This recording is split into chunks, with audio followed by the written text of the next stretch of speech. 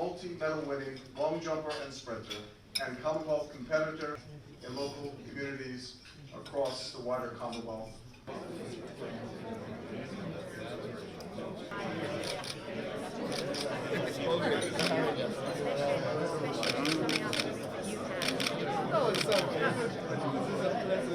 This is the fun part. Sorry, pardon me.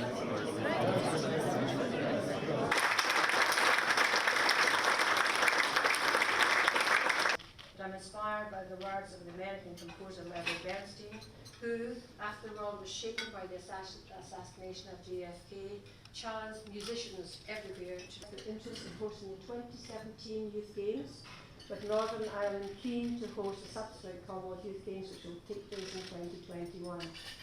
We are a Commonwealth which represents more than 2/3 of the World Commonwealth Secretariat. To top it all, they were embraced by a wonderful force of two.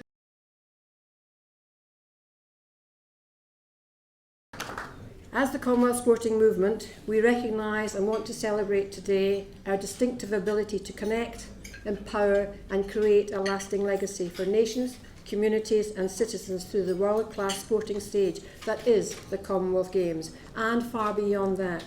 Pushing boundaries. Sport unites, challenges. But glorious as it was, Glasgow was by no means an end point or even a beginning. On the contrary, over more than eight decades, many great cities and nations and territories in different parts of the Commonwealth have played and will continue to play an active and integral part in weaving together our story and their own through the values of humanity, equality and destiny. Well, I'm very pleased with where things are going at the moment with that, because if they can get everything ready before the games start, they can test the events, they can test everything so that they know when the games actually start, they don't have to worry about it, they're ready and ready to go. And I can assure you that our athletes from the Commonwealth are getting really excited about coming to the Gold Coast, you know.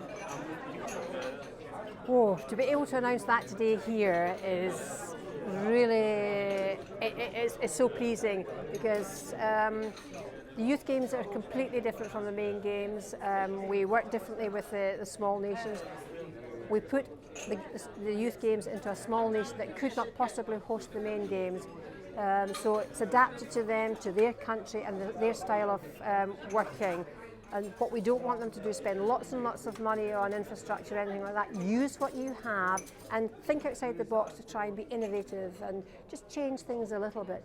But what it's mostly about is this educational and the cultural experience for the young athletes. I'm trying to get away from the idea that we're top of the medal table, you have to win medals. It's not about that. It's about getting to know their peers, getting to see what it's like to travel the world and how their new friends are living, so that they're beginning to get this education, the cultural experience of being abroad, you know.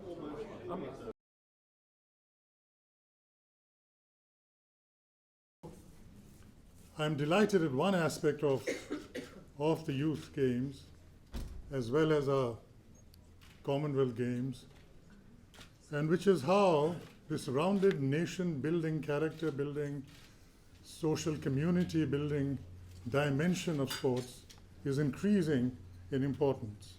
It's the ideal way in which to put forward that agenda, not in your face.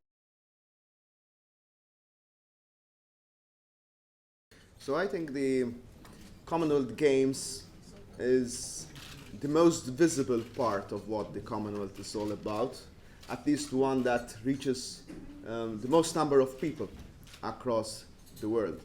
It's fantastic to see the coverage, it's fantastic to see the number of athletes that each and every time take part in the games, in the youth games, and all the rest.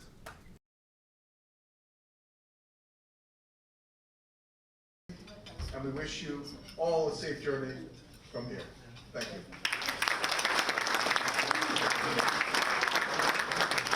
Committee has made so far. Well, Gold Coast 2018 is going to be a fantastic Games. It has a wonderful, wonderful backdrop.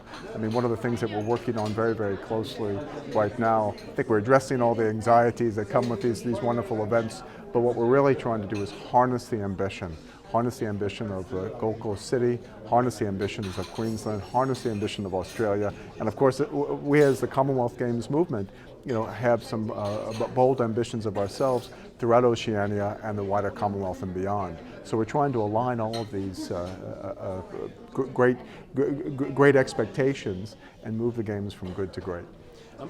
Well, in order for us to stay relevant and to resonate, we need to appeal to our greater Commonwealth. The Games have never been held on the African continent, and Durban is an ideal host. Wonderful coastal city, fantastic ambition, hugely historically significant in terms of the South African Bill of Rights, but also in terms of its sheer ambition in relation to peace, sustainability, and prosperity for South Africa and the continent. Durban is such a great partner.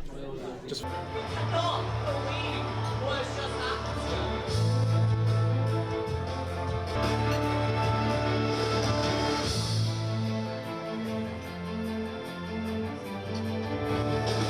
games are all about the impact they have had on my life. I realized that the whole point of my journey as an athlete was to shape who I am today, to mold my attitude towards life.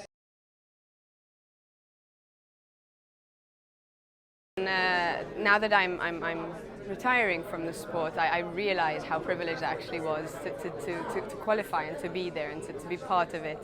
And it's really not just about finals or medals. You are part of something that is so unique and that you've worked really hard for as well. And it really is life-changing. I mean, I hope to speak to my children and grandchildren about it for years to come, because it's something I'm very blessed with.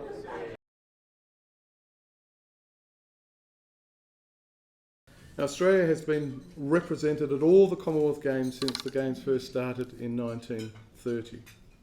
This will be the 5th time that we will host the Games, and for the first time we will host the Games in a regional Australian city.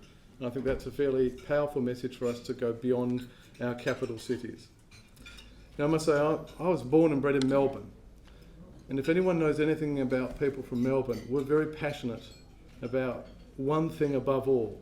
It's our true religion, and that is Australian rules football. And I must say I was a little bit disappointed to see the Australian rules football is not there. But I think perhaps it would be a little unfair of us to impose that on the rest of the world. We'll be absolutely ready. All of the venues will be ready a year ahead of schedule, which gives the organisers plenty of time to test them out, make sure that everything is working properly. We have 15,000 volunteers lined up. So we're absolutely confident we're going to be ready. There'll be a new state-of-the-art village, so we'll be able to welcome all of the athletes, 6,500 from across the Commonwealth, to state-of-the-art venues, a state-of-the-art village, and of course we'll have that typical Australian passion for sport, our great hospitality. Queenslanders are very welcoming people, so I'm sure the Games are going to be a great success. Well, I actually think it's a tremendous thing that we're holding these Games outside one of our capital cities. And I think that's all about inclusiveness and making sure that we reach out to our regional areas. Now, the Gold Coast is a very developed, thriving, booming city, and it's absolutely big enough to host the Games. So we have, I think, the perfect combination of using a regional centre, being inclusive, reaching out beyond the capital cities, but making sure that we've got a city which has all of the facilities, all the wherewithal. And of course, the Gold Coast has the full support of the state government and the federal government, so there's a big team effort there to make sure that the Games go well.